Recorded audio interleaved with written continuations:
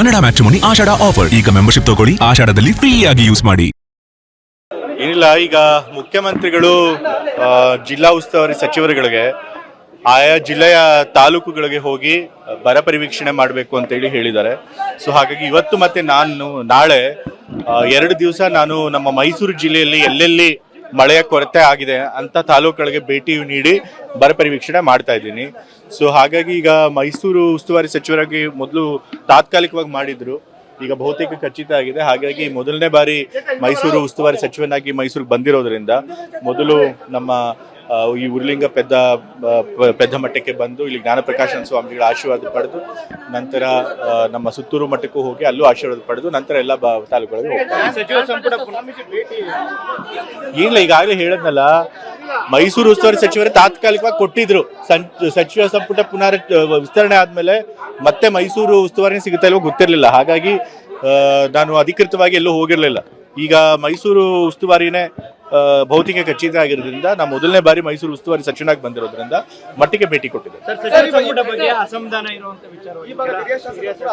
ಈಗಾಗಲೇ ನಮ್ಮ ವರಿಷ್ಠರು ಯಾರ್ಯಾರು ಅಸಮಾಧಾನಿಸಿದ್ದಾರೆ ಅವ್ರನ್ನೆಲ್ಲ ಹೋಗಿ ನೇರವಾಗಿ ಭೇಟಿ ಮಾಡಿ ಅವರ ಮನವೊಲಿಸುವಂತ ಕೆಲಸ ಮಾಡಿದ್ದಾರೆ. ಸೊ ಹಾಗಾಗಿ ಯಾವುದೇ ಭಿನ್ನಮತ ಇಲ್ಲ, ಅದು ಶಮನ ಆಗುತ್ತೆ.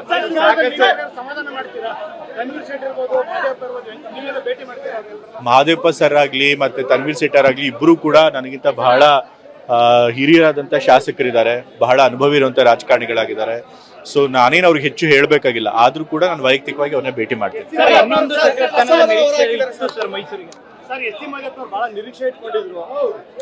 ಮಹಾದೇವಪ್ಪ ಸರ್ ಅವ್ರ ಹೆಸರನ್ನು ಕೂಡ ತಂದೆಯವರು ಕೊಟ್ಟಿದ್ರು ಲಿಸ್ಟ್ ನಲ್ಲಿ. ಬಟ್ ಹೈಕಮಾಂಡ್ ಅವರು ಈ ಬಾರಿ ಮಹಾದೇವಪ್ಪ ಸರ್ ಅವ್ರನ್ನ ಪರಿಗಣಿಸಿಲ್ಲ. ಯಾರಾದ್ರೂ SC ಬಲಗೈ ಇದರೊಳಗೆ ಯಾರಾದ್ರೂ ಹೊಸ ಮುಖಗಳನ್ನ ಕೊಡಬೇಕು ಅಂತ ಹೇಳಿ ನರೇಂದ್ರ ಸ್ವಾಮಿ ಅವ್ರನ್ನ ಅವ್ರು ಆಯ್ಕೆ ಮಾಡಿದ್ದಾರೆ. ಬಟ್ ತಂದೆಯವರು HC ಮಹಾದೇವಪ್ಪ ಅವ್ರ ಹೆಸರನ್ನ ಕೊಟ್ಟಿದ್ರು. ಹೌದು, ನಾ ಹೇಳಾಯ್ತಲ್ಲ, ಮೊದಲನೇ ಲಿಸ್ಟಲ್ಲೂ ಕೊಟ್ಟಿದ್ರು, ಇವಾಗ ಕೊಡ್ಬೇಕಾದ್ರು ಲಿಸ್ಟಲ್ಲಿ ಕೊಟ್ಟಿದ್ರು. ತಂದೆಯವರು ಸುಮಾರು 14 ಕೇಸುಗಳನ್ನ ಕೊಟ್ಟಿದ್ರು, ಅದ್ರ ಮೊದಲನೇ ಹೆಸರು HC ಮಹಾದೇವಪ್ಪ ಸರ್ ಅವ್ರದ್ದಿತ್ತು. ಏನಿಲ್ಲ, ಈಗ ಮುಖ್ಯಮಂತ್ರಿಗಳು ಜಿಲ್ಲಾ ಉಸ್ತುವಾರಿ ಸಚಿವರುಗಳಿಗೆ ಆಯಾ ಜಿಲ್ಲೆಯ ತಾಲೂಕುಗಳಿಗೆ ಹೋಗಿ ಬರ ಪರಿವೀಕ್ಷಣೆ ಮಾಡಬೇಕು ಅಂತೇಳಿ ಹೇಳಿದ್ದಾರೆ. ಸೊ ಹಾಗಾಗಿ ಇವತ್ತು ಮತ್ತೆ ನಾಳೆ 2 ದಿವಸ ನಾನು ನಮ್ಮ ಮೈಸೂರು ಜಿಲ್ಲೆಯಲ್ಲಿ ಎಲ್ಲೆಲ್ಲಿ ಮಳೆಯ ಕೊರತೆ ಆಗಿದೆ ಅಂತ ತಾಲೂಕುಗಳಿಗೆ ಭೇಟಿ ನೀಡಿ ಬರ ಪರಿವೀಕ್ಷಣೆ ಮಾಡ್ತಾ ಇದ್ದೀನಿ.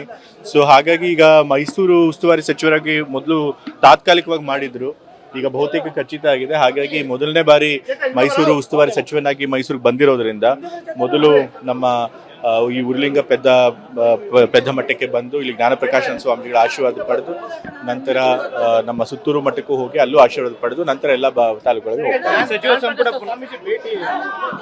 ಇಲ್ಲ, ಈಗಾಗಲೇ ಹೇಳದ್ನಲ್ಲ, ಮೈಸೂರು ಉಸ್ತುವಾರಿ ಸಚಿವರು ತಾತ್ಕಾಲಿಕವಾಗಿ ಕೊಟ್ಟಿದ್ರು. ಸಚಿವ ಸಂಪುಟ ಪುನರ್ ವಿಸ್ತರಣೆ ಆದ್ಮೇಲೆ ಮತ್ತೆ ಮೈಸೂರು ಉಸ್ತುವಾರಿ ಸಿಗುತ್ತಾ ಇಲ್ವೋ ಗೊತ್ತಿರಲಿಲ್ಲ. ಹಾಗಾಗಿ ನಾನು ಅಧಿಕೃತವಾಗಿ ಎಲ್ಲೂ ಹೋಗಿರ್ಲಿಲ್ಲ. ಈಗ ಮೈಸೂರು ಉಸ್ತುವಾರಿನೇ ಬಹುತೇಕ ಖಚಿತ ಆಗಿರೋದ್ರಿಂದ ನಾನು ಮೊದಲನೇ ಬಾರಿ ಮೈಸೂರು ಉಸ್ತುವಾರಿ ಸಚಿವನಾಗಿ ಬಂದಿರೋದ್ರಿಂದ ಮಟ್ಟಿಗೆ ಭೇಟಿ ಕೊಟ್ಟಿದ್ದೆ. ಈಗಾಗಲೇ ನಮ್ಮ ವರಿಷ್ಠರು ಯಾರ್ಯಾರು ಅಸಮಾಧಾನಿಸಿದ್ದಾರೆ ಅವ್ರನ್ನೆಲ್ಲ ಹೋಗಿ ನೇರವಾಗಿ ಭೇಟಿ ಮಾಡಿ ಅವರ ಮನವೊಲಿಸುವಂತ ಕೆಲಸ ಮಾಡಿದ್ದಾರೆ. ಸೊ ಹಾಗಾಗಿ ಯಾವುದೇ ಭಿನ್ನಮತ ಇಲ್ಲ, ಅದು ಶಮನ ಆಗುತ್ತೆ.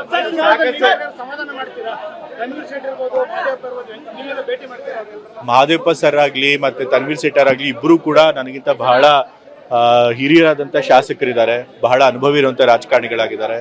ಸೊ ನಾನೇನು ಅವ್ರಿಗೆ ಹೆಚ್ಚು ಹೇಳಬೇಕಾಗಿಲ್ಲ, ಆದ್ರೂ ಕೂಡ ನಾನು ವೈಯಕ್ತಿಕವಾಗಿ ಅವ್ರನ್ನ ಭೇಟಿ ಮಾಡ್ತೀನಿ.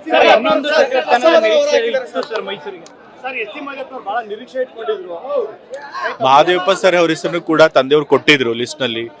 ಬಟ್ ಹೈಕಮಾಂಡ್ ಅವರು ಈ ಬಾರಿ ಮಹಾದೇವಪ್ಪ ಸರ್ ಅವ್ರನ್ನ ಪರಿಗಣಿಸಿಲ್ಲ. ಯಾರಾದ್ರೂ SC ಬಲಗೈ ಇದರೊಳಗೆ ಯಾರಾದ್ರೂ ಹೊಸ ಮುಖಗಳನ್ನ ಕೊಡಬೇಕು ಅಂತ ಹೇಳಿ ನರೇಂದ್ರ ಸ್ವಾಮಿ ಅವ್ರನ್ನ ಅವ್ರು ಆಯ್ಕೆ ಮಾಡಿದ್ದಾರೆ. ಬಟ್ ತಂದೆಯವರು HC ಮಹಾದೇವಪ್ಪ ಅವ್ರ ಹೆಸರನ್ನ ಕೊಟ್ಟಿದ್ರು. ಹೌದು, ನಾ ಹೇಳಾಯ್ತಲ್ಲ, ಮೊದಲನೇ ಲಿಸ್ಟಲ್ಲೂ ಕೊಟ್ಟಿದ್ರು, ಇವಾಗ ಕೊಡ್ಬೇಕಾದ್ರು ಲಿಸ್ಟಲ್ಲಿ ಕೊಟ್ಟಿದ್ರು. ತಂದೆಯವರು ಸುಮಾರು 14 ಕೇಸುಗಳನ್ನ ಕೊಟ್ಟಿದ್ರು, ಅದ್ರ ಮೊದಲನೇ ಹೆಸರು HC ಮಹಾದೇವಪ್ಪ ಸರ್ ಅವ್ರದ್ದಿತ್ತು. Kannada matrimony Ashadha offer. ಈಗ ಮೆಂಬರ್ಶಿಪ್ ತಗೊಳ್ಳಿ, ಆಷಾಢದಲ್ಲಿ ಫ್ರೀ ಆಗಿ ಯೂಸ್ ಮಾಡಿ.